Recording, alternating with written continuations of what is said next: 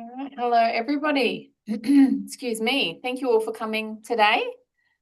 We really appreciate your time and really looking forward to talking to you today about this really interesting topic with Powerlink. So thank you so much. I would like to start the webinar today with an acknowledgement of country. We'd like to acknowledge the traditional owners of the lands on which we meet today and pay our respects to elders past, present, and emerging. We'd also like to acknowledge and welcome any First Nations people joining us today on this webinar. So welcome to you all.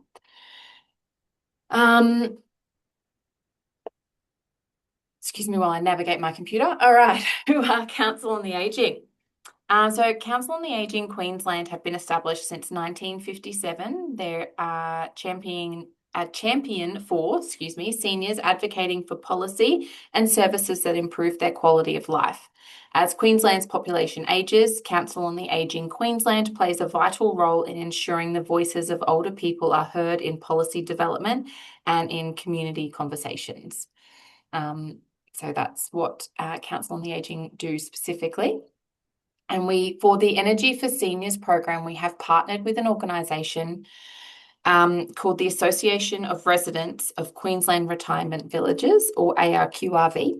They were formed in 1992 and is the united voice of residents in Queensland retirement villages. They are a government recognised peak organisation, representing the rights and interests of all residents to government and industry peak bodies. So if you are a resident of a retirement village, it's a member-based organisation, so you can become a member of ARQRV and they will work with you. Today, we are joined by Gerard Riley, who is the General Manager of Communications, Customer and Engagement for Powerlink. So thank you so much for coming today and making the time. We appreciate it. No, thanks, Kayleen, and good morning, everyone. It's good to hear so much interest in people wanting to learn more about transmission. The energy sector and the power system is a very complex beast, and transmission is probably one of the least understood because it is a sort of at least one or two steps removed from a lot of the everyday consumer out there. So I'm just going to use the next sort of 15 or 20 minutes just to talk through at a really high level, just Powerlink, who we are, what it is that we do. Importantly, how does our work flow through to household bills and what does that look like? And then also, what are we focusing on as part of the energy transition, particularly in Queensland over the next 10 to 20 years as well. So I might just sort of start off, Kayleen, by just the next slide and just a high level overview about who we are. Absolutely. My computer is not playing my game. Before we continue as well, I'd just like to encourage everyone that the chat box for this webinar is open. So please, as Gerard's talking through all of this stuff, please pump any questions that you've got into that section there, and we will answer them at the end. Yeah, we will absolutely get to them. So please, any and all questions you've got, throw them in and we'll hound him at the end. Yeah, absolutely. So who is Powerlink? We are a Queensland government-owned corporation, and Queensland is a bit unique in Australia in that the majority of the power system across all parts is in state government ownership. So we have organisations like Stanwell and CS, which have traditionally provide that large coal-fired power for the state. You've got other newer generation GOCs such as CleanCo, which is obviously focusing more on renewable energy and storage. Then we have our distribution friends at Energy Queensland, which most Queenslanders are very familiar with, the Energex and the Ergon brand, because there's that direct interface down to that household level. Ergon obviously also has a retail arm, which operates outside of the southeast corner of Queensland. Our network is extensive. It's one of the longest and skinniest sort of in the world, actually, and it goes all the way from the northern suburbs of Cairns right down to the border with New South Wales. That dotted line out to Mount Isa is the Copper String project that you may have heard a fair bit of media commentary on over the last 12 months or so. And that sort of the part of that our network that goes out past Roma is actually to connect up all the CSG, all the gas processing facilities, so that gas can then be utilized both for domestic and then used to be exported off shore. Our network really does play a really vital role in the economy of the state. You know, I've worked at Powerlink for 11 years. I'm probably a bit biased, but I don't see any other single organization that really has such a key role in keeping the state's economy going. So people rely on us. Every single household, business, mine, large user relies on Powerlink and our network to provide a good, reliable supply to ensure that the economy keeps humming. And so our challenge is to continue to deliver that reliable supply, but in as cost-effective way as we can, which is challenging in the current environment. So I might just talk to where we fit into the supply chain. So Kayleen, I'll just go on to the next slide. So I am sorry. There we go. so who are we? So like, as I said, we, as transmission, we're the high voltage. So to give you a bit of an indication, at the household level, you're sort of looking at, you're plugging an appliance into the wall. It's probably about a 240 volts. The electricity that we transport over hundreds and thousands of kilometers is transported at much higher voltages. So we go as low as 110,000 volts, but the majority of our electricity is transported at either 132,000 or 275,000 volts. And why do we need to keep it at that high level? It's because, like anything, when you do transport energy over a long distance, there are some losses, so you lose a bit of energy. And so we need that high voltage to ensure that we actually maximize the efficiency of that energy transfer, particularly in a state like Queensland, which is very, very large. So what we do is we connect up large generators. So we are talking about the big coal-fired power stations, existing hydro, gas turbines. We've had a lot of batteries, and when we say batteries, we're not talking about home batteries. We're talking about large grid-scale batteries. And they all will play a really good, important role in the energy mix for the state moving forward. So the Queensland government recently released its energy roadmap, and the key thing there was like everything in balance. We need to continue to progress with the coal-fired power stations because we just haven't got enough generation into the system as yet to replace that. We are wanting to see more renewables coming into the sector. We definitely need what we call storage to sort of store that renewable energy and utilize it at a time when we need it. So that's what we mean by both batteries and pumped hydro are very, very good technologies for storing energy. And then the other one is an increasingly important role for what we call gas turbines as well, which usually sort of come on to help the system through some really high peak demand events as well. So we also connect up to really large loads. So again, our network will go into large smelters, large mines, some of the big refineries and sugar refineries. We are talking very, very big loads for people to justify to have a direct connection into our transmission network. And we're also facing challenges because, again, a lot of those people that are being connected to our network have their own ESG requirements. And so they're wanting to see more renewable energy come into the system so they can meet their global requirements. So big companies like Rio Tinto have some global commitments that they need to try and meet. Then what we do is we take that energy at a very high voltage and then we use a series of like substations to then step down that voltage and then send it down through to the distribution network, which is your Energex and Ergon. They then have their own substations, which continue to step down the voltage until it gets to the household or the small business. The retailers are obviously there just to package up all the services provided by that the power system, and then to provide that opportunity for um, uh, obviously the cost to be paid as part of that service.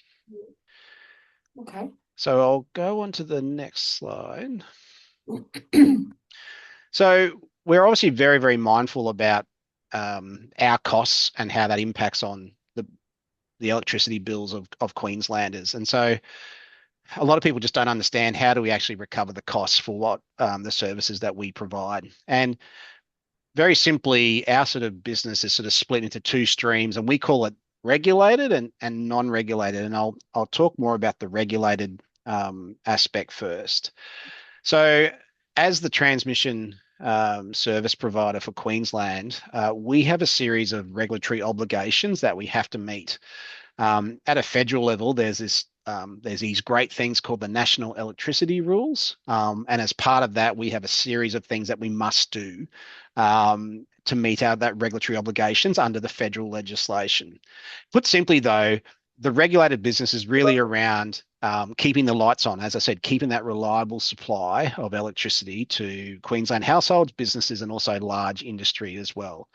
So it's about 80% of our revenue. And just to give some context around, well, how much of your average bill is goes towards the transmission? At the moment, of the current average bill across Queensland, about 6.7% of your bill is for Powerlink services for the transmission component, and slightly less for smaller businesses.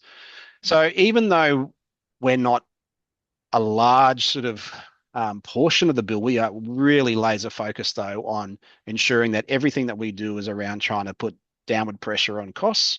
But it is difficult in the current environment where we've had significant cost pressures across the country and across the world. And so I know that Robin's on the call here. She's been a long-term contributor of Powerlink and our customer panel, but she's also part of a separate group of people who is really intimately involved in helping us put together what we call our revenue proposal. It's really like a business case that we have to submit up to an independent regulator called the Australian Energy Regulator, to try and outline the costs the revenue that we need for a 5-year period.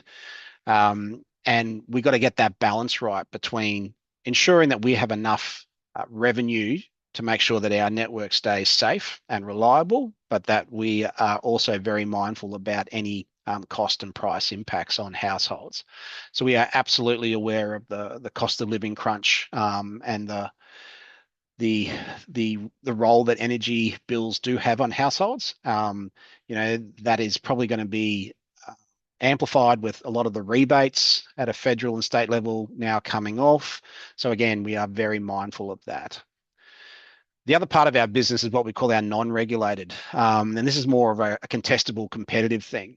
So hypothetically, if a large renewable developer said, I wanted to develop a big wind farm, and they need to build a transmission connection back to our existing network, we would then enter into contractual negotiations with them to deliver all of it, part of it, and it is not subject to that AER regulation. But importantly, the cost of that transmission connection is paid for by the person who is seeking to connect to our network. So we recover our costs through monthly charges, through a contract that we have with either a new generator or a new load.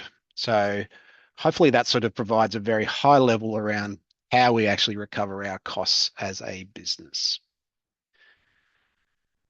On to the next slide. Thanks, Kayleen. So Powerlink, our people and our network, is going to play a really central role in the energy transition in Queensland.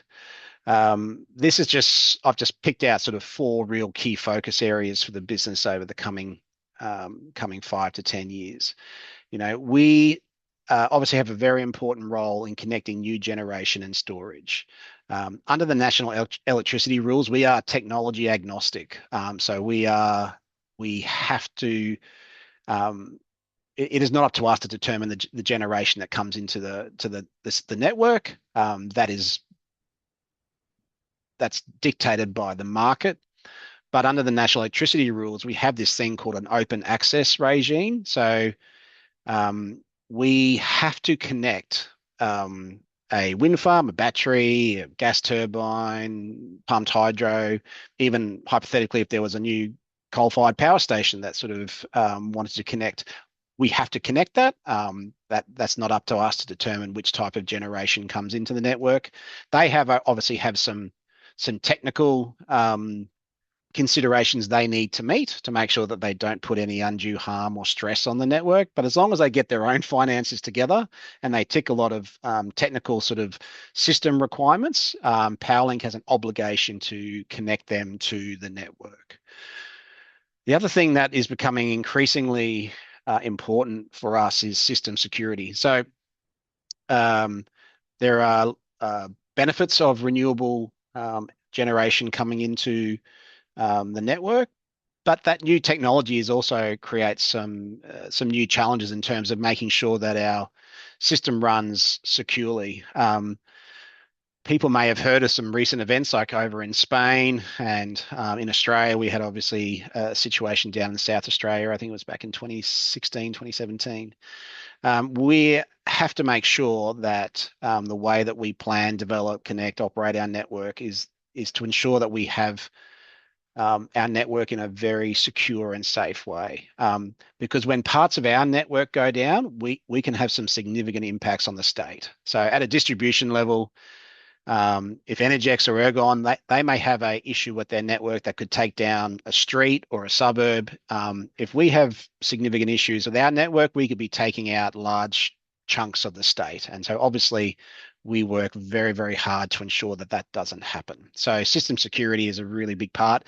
It's highly technical. So I'm not going to go into too much detail there, but it is a really important part of what we do.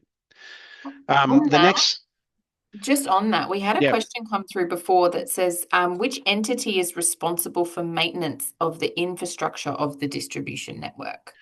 So for the distribution networks, so Energex and Ergon are responsible for the maintenance of their own network. So both ourselves and Energy Queensland, what we sort of look at is there's probably three key streams of work. We would have potentially like we may need to build new networks, so like augmentations we call that. We actually need to put in an additional transmission line or a substation into the network. That's a new infrastructure called augmentation. The second sort of main tranche of our work is what we call like refit or reinvestment. So a lot of our transmission lines and substations are like 50 to 60 years old already. And so like anything of that age, we have to constantly monitor that. There might be corrosion, rust, just other environmental impacts on that infrastructure. So we may need to go in and do actual like individual replacement of towers or things. We might need to do bolt replacement or painting of the towers just to ensure their sort of integrity. And then the third one is more just broader maintenance, and that is really just everything from vegetation management. So part of the transmission network is we have to have a dedicated easement, which are usually around sort of 60 to 70 meters wide.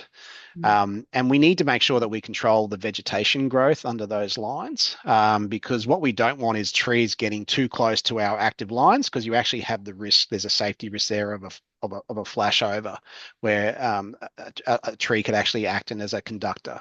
So vegetation management is there. And then that's also just more of a broader maintenance to make sure that our assets are being managed in an appropriate way as well. So we are responsible for the maintenance on our network, and we get a lot of that allocation again from the Australian Energy Regulator as part of our regulated business. And for the distribution network, the maintenance would be Energex and Ergon as part of their network. Okay, cool. Thank you. That's all right. Strategic network planning. So it takes a long time to build or do anything new in the transmission sort of area.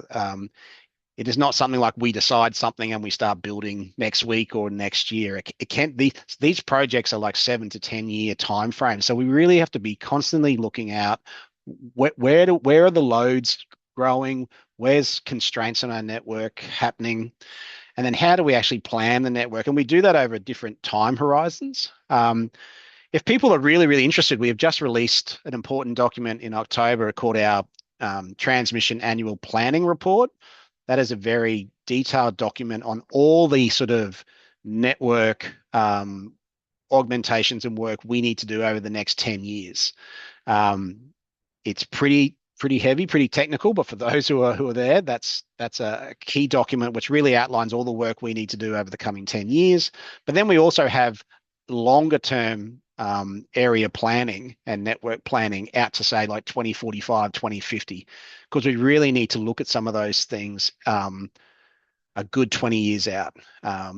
Securing easements with all the engagement we need to do with community can take up to 7 to 8 years just to acquire an easement. So work needs to happen well in advance of when that actual transmission infrastructure needs to be turned on and have electricity flowing through it. And is that planning driven by, I guess, like government needs? So government say this area's potentially going to have more infrastructure. We need you guys to be there, or is that kind of what information you guys already know? Like, how do you come up with that planning? Yeah, I think it's government policy plays a role, but it's probably not the primary role in that longer term network planning. We obviously have we do extensive engagement with heavy industry, mining, and everything like that to understand what potential future loads are in different areas. So, and that's difficult to predict. 3 or 4 years ago, that everyone was saying there's going to be all these large hydrogen loads will be coming into Queensland in the next 10 years. And then we've gotten to a stage now where the technology just hasn't worked out economically at this stage. So there's not as much hydrogen load growth in the forecast as what we did. But there's a whole range of things that sort of factor into that. It can be everything from rooftop solar. How does that continued uptake, rooftop solar, impact on our future network planning? The rise of electric vehicles and when do they charge? But the main one for us is probably more large load growth, and that's probably more in that industrial, commercial, and industrial space. So that's probably more driving what that sort of longer term network planning is. Good to The other know. thing, yeah, the other thing that we put a lot of time and effort into is good, effective community engagement. So everyone would have seen that there's a lot of anxiety, uncertainty, concern out, particularly in regional communities across Australia around new energy infrastructure development. And those concerns are well found. We absolutely acknowledge them. But we put a lot of effort and a lot of resources into really having good early upfront conversations with communities and potential landholders who may potentially be hosting a transmission line to really ensure that we are minimizing impacts on their daily lives and their operations, and also identifying opportunities for coexistence benefits as well. It's a really, really important thing to get right. I think Powerlink is proud of its record in terms of the way that it does engage with Queensland communities. It's tough work though, because it's very emotive work as well, because as you can understand, people have varying reactions to the possibility of a new transmission line being built in their community. So we have some really great people here who are out and about across the state on a daily basis, having those conversations with Queensland communities. Thanks, Kayleen. So just going to talk a bit about the Queensland connection. So this is a high-level map of all the different sort of current renewable projects that have been connected up since around 2017, 2018. So there's about 44 that have come into the network. And the big change for Powerlink is that traditionally we had sort of like 5 or 6 just like big coal-fired power stations. So you've got your Gladstone, you've got your Stanwell, and you've got, Toorong. It was a lot easier when you just had 5 or 6 generators connecting into a network. The obvious nature of renewables is that there's a lot more of them and they're a lot more decentralized. So that just gives you a bit of a visual about the spread of the different types of new generation projects that have come into the Queensland market over the last 7 or 8 years. And there's a lot in the pipeline. Now, I'm not going to go into these figures there because not obviously not every single project that is going through an early application or inquiry stage is going to get to actual completion and construction. But Queensland is still a highly desirable area and market for energy developers to come in and look at getting their projects up. It is a tough environment at the moment, though. Again, just the overarching cost driven by global supply chain factors.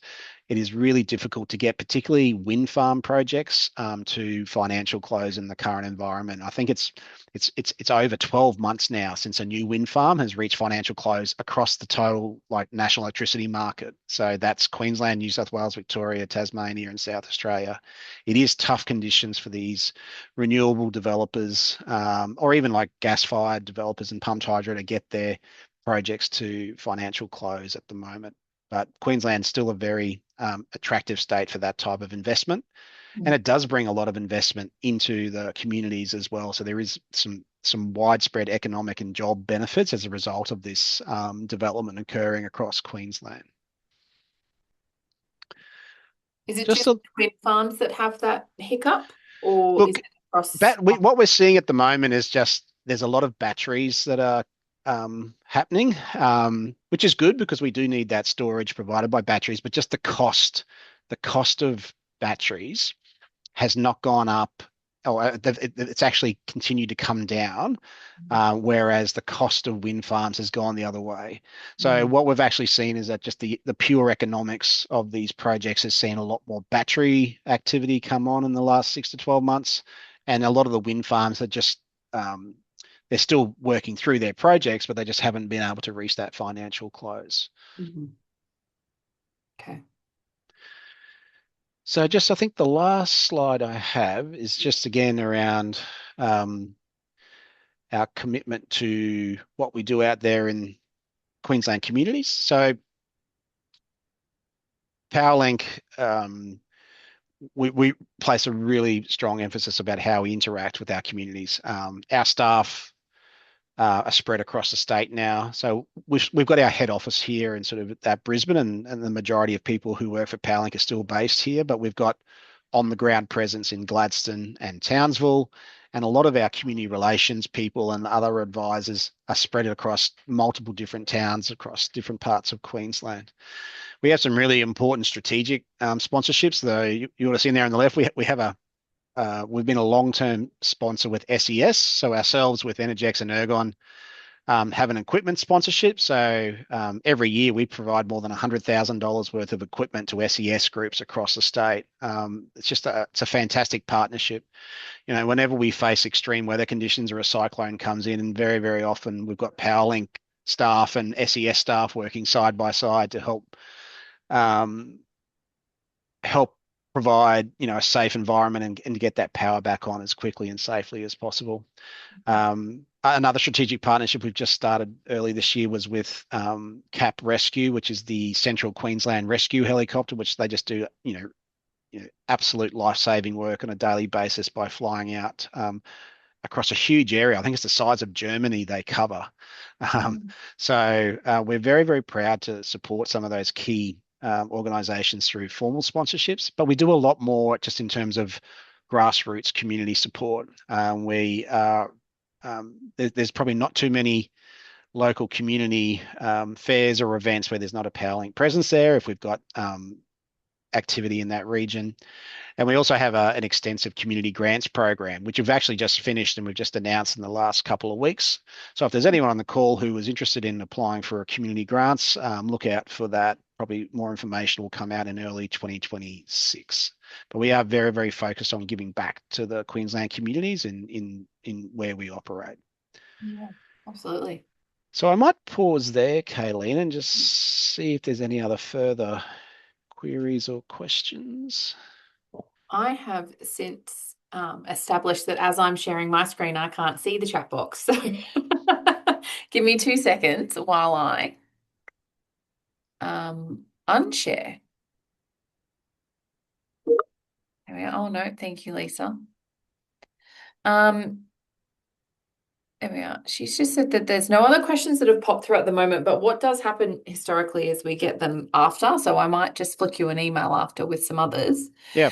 I'm curious to know though, just um, what are probably some of the biggest myths around that you've encountered in your years with Powerlink around like the safety or non-safety of these big electricity towers, transmission towers? Because I Um, remember growing up, mum would always go, "Don't go too close to them; they're really bad for you." And yeah. as I've gotten older, it's not that such of a Look, big deal. So yeah, look, there's a very we get, and again, this is not a criticism of the people who raise these concerns, but EMF, like electromagnetic fields, yeah, whenever a lot of the time when we go and we speak to communities when we're proposing a potential new transmission line, we get a lot of concerns around EMF and physical impacts. And the transmission industry across the globe has done so much research into this, and there's an independent global organization, and really, once you get away from the easement, and that's another reason why we have those easements. It's like 60 meters, but like once you get outside that easement, it's pretty much the same level of EMS exposure as you would get from your microwave in your house. And yeah, so there is a lot of misinformation out there around EMF impacts on health. Again, I think it's an actually valid concern, and we're happy to talk to people about that. But that's often quite misunderstood around what are the actual impacts from electromagnetic fields caused by transmission lines. yeah. Well, that's good to know. And the easements, now that when you were talking about them, I drive up and down the coast a lot and I see them all through the hills. I'm used to.